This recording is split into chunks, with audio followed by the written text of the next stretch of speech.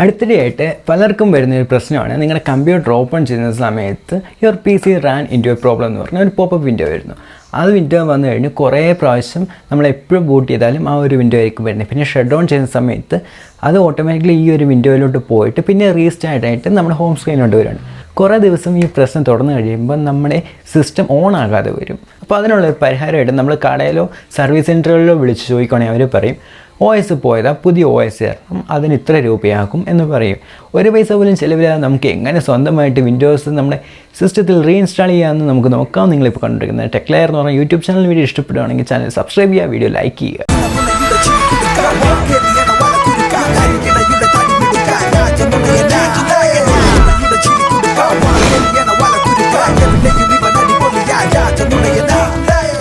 നമുക്ക് സിസ്റ്റത്തിലേക്ക് ഒരു പുതിയ OS ഇൻസ്റ്റാൾ ചെയ്യണമെങ്കിൽ നമുക്ക് ആവശ്യമായിട്ടുള്ള സാധനങ്ങൾ ഒരു വർക്കിംഗ് ആയിട്ടുള്ള PC വേണം, പിന്നെ ഒരു 16 GB ഫ്രീ ആയിട്ടുള്ള പെൻ ഡ്രൈവ് വേണം, പിന്നെ നമുക്ക് ആവശ്യമായിട്ട് വരുന്ന ഒരു 6 GB നെറ്റ്. ഇത്രയും കാര്യങ്ങളുണ്ടെങ്കിൽ നമുക്ക് സ്വന്തമായിട്ട് ഇൻസ്റ്റാൾ ചെയ്യാവുന്ന കേസേ ഉള്ളൂ. അപ്പോൾ അതെങ്ങനെ ഇൻസ്റ്റാൾ ചെയ്യുന്നതെന്ന് ഞാൻ കാണിച്ചു തരാം. ഓക്കെ, അപ്പോൾ ഞാൻ ഈ വീഡിയോ എടുത്തിരിക്കുന്ന ഫോണിലാണ്, അതുകൊണ്ട് തന്നെ കുറച്ച് ഇഷ്യൂസ് ഉണ്ട് ആംഗിൾസിലൊക്കെ. അപ്പോൾ അത് നിങ്ങൾ കാര്യമാക്കണ്ട. ഇതിപ്പോൾ ഞാൻ ബൂട്ടബിൾ പെൻ ഡ്രൈവ് ഇതിലോട്ട് ഇൻസേർട്ട് ചെയ്തു. ഇനി പവർ ഓൺ ചെയ്യുവാണ്. പവർ ഓൺ ചെയ്തിട്ട് F12 പ്രസ് ചെയ്യുന്നത്. അപ്പോൾ കുറേ പ്രാവശ്യം ഇങ്ങനെ F12 പ്രസ് ചെയ്തുകൊണ്ടിരിക്കണം.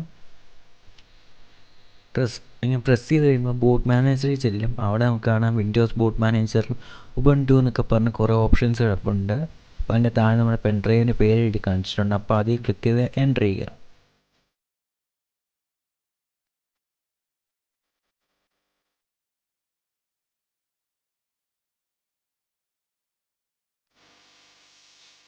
ഇതായിപ്പോൾ വിൻഡോസ് ലോഡായിട്ടുണ്ട്. ഞാനിപ്പോൾ ടൈം ലാപ്സ് ഓടിച്ചിട്ടിരിക്കുകയാണ്. വിൻഡോസ് ഓപ്പൺ ചെയ്ത് കഴിയുമ്പോൾ ഇതുപോലത്തെ ഒരു വിൻഡോ ആയിരിക്കും വരുന്നത്. നമുക്കവിടെ നമുക്കിവിടെ കുറേ സംഭവം സെലക്ട് ചെയ്യാനുണ്ട്. അതിനെ സെലക്ട് ചെയ്തിട്ട് ഇൻസ്റ്റാളിന് ഒന്ന് കൊടുക്കുക.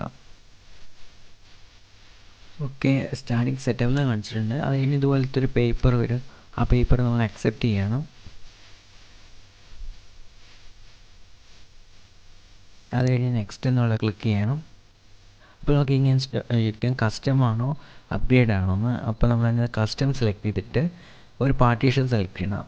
സാറിന് ഡ്രൈവറിന് പറഞ്ഞ് വിൻഡോസ് എന്ന് കിടക്കുകയാണെങ്കിൽ നിങ്ങൾ സെലക്ട് ചെയ്താൽ മതി.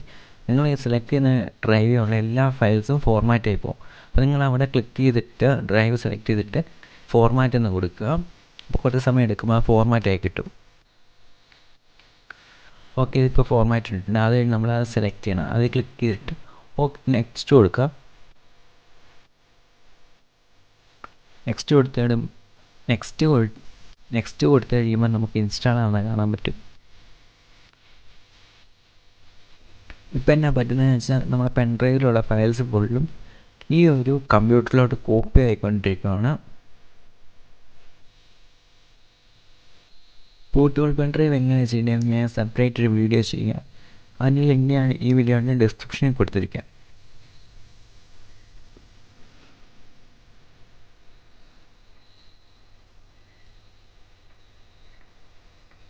ഇപ്പോൾ ഫയൽസെല്ലാം കോപ്പി ആയിട്ടുണ്ട്. ഞാൻ ഇതെല്ലാം ടൈം ലാപ്സ് ഓടിച്ചാണ് വിടുന്നത്. അപ്പോൾ നിങ്ങൾക്ക് കുറേ ടൈം എടുക്കും. ഇനി ഇത് ഓണായി വരുവാണ് സിസ്റ്റം. അവിടെ ഓണായി വരുന്ന സമയത്തിന് നമ്മളിവിടെ പെൻ ഡ്രൈവ് അത്തേന്ന് ഊരിക്കണം.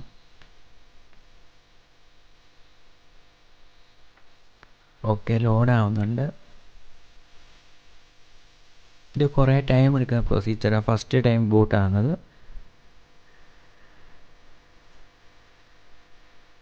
ഇത് ഓണായിട്ടുണ്ട്.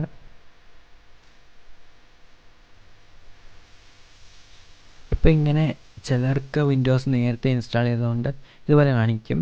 അത് ഓട്ടോമാറ്റിക്കലി ക്ലോസ് ആയി പോയില്ലെങ്കിൽ ഫസ്റ്റ് കിടക്കുന്ന വിൻഡോസ് ഒന്ന് സെലക്ട് ചെയ്ത് വിട്ടാൽ മതി. ഓക്കെ, പിന്നെ നമ്മുടെ വിൻഡോസ് ലോഡാകാൻ തുടങ്ങിയിട്ടുണ്ട്.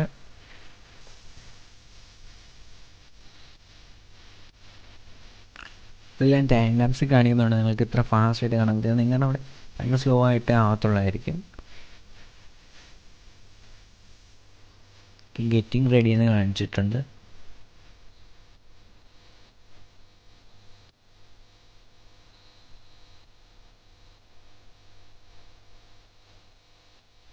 മാക്സിമം നിങ്ങൾ ചാർജിങ് ഇട്ടുകൊണ്ട് തന്നെ ബൂട്ട് ചെയ്യാൻ ശ്രമിക്കുക. ഇടയ്ക്കെങ്ങനെ ഓഫായി പോയാൽ പിന്നെ എല്ലാം പോകും.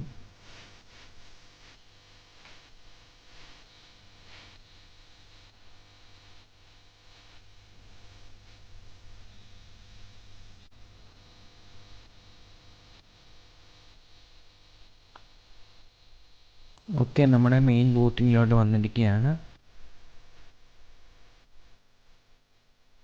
ജസ്റ്റ് മൂവ്മെൻറ്റ് കാണിച്ചിട്ടുണ്ട്.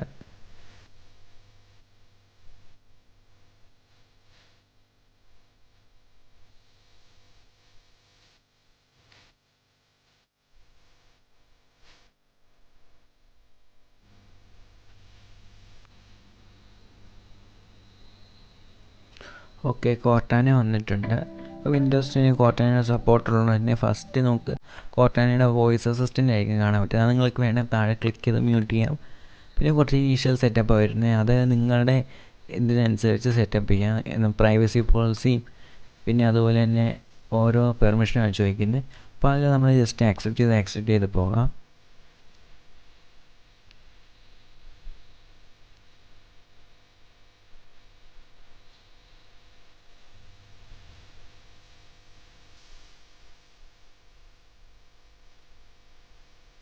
അടുത്തതായിട്ട് നമ്മൾ റീജിയൻ സെലക്ട് ചെയ്യണം.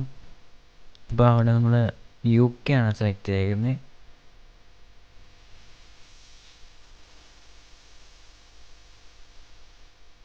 അതിന് രണ്ടാമത്തെ അതിലും കീബോർഡിൻ്റെ ലേഔട്ടൊക്കെയാണ് ചോദിക്കുന്നത്. ഈ ഓൺ സ്ക്രീൻ കീബോർഡൊന്നും എനേബിൾ ചെയ്യേണ്ട കാര്യമില്ല. ഇത് എനേബിൾ ചെയ്യുവാണെങ്കിൽ നമുക്ക് പിന്നീട് പണി കിട്ടും.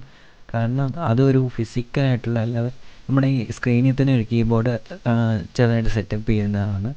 അപ്പോൾ അതിനൊന്നും ആവശ്യം നമുക്കില്ല. നമുക്ക് വേറെ കീബോർഡ് ഉള്ളതുകൊണ്ട് തന്നെ ആ ഒരു ഡിജിറ്റൽ കീബോർഡിൻ്റെ ആവശ്യം വരുന്നില്ല.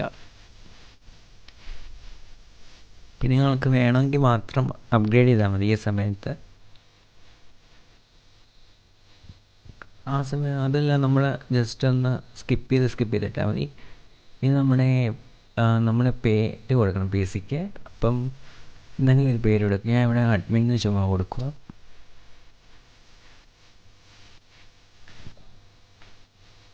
പിന്നെ പറയാനുള്ള കാര്യം, നമ്മൾ ഡൗൺലോഡ് ചെയ്തേക്കുന്ന സോഫ്റ്റ്വെയർ അത് എല്ലാ വിൻഡോസ് സിസ്റ്റത്തിനും വേണ്ടിയിട്ടുള്ള സോഫ്റ്റ്വെയർ.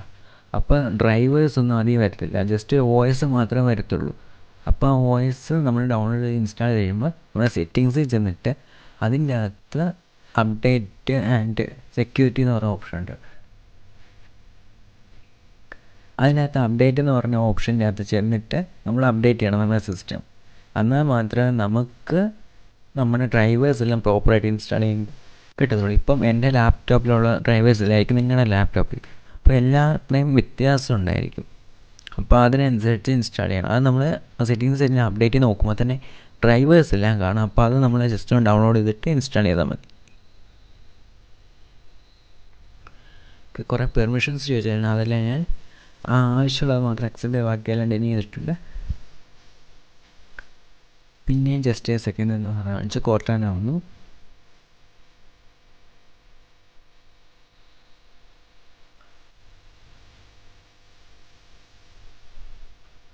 ഓക്കെ, ഹായ് എന്ന് എഴുതി കാണിച്ചു. പിന്നെ ബാക്കി കുറേ സംഭവമൊക്കെ ഇങ്ങനെ എഴുതി കാണിക്കും. ഇതൊക്കെ നമ്മൾ ഫസ്റ്റ് PC എടുക്കുന്ന സമയത്ത് ഇതുപോലെയായിരുന്നു കാണിച്ചതാണ്.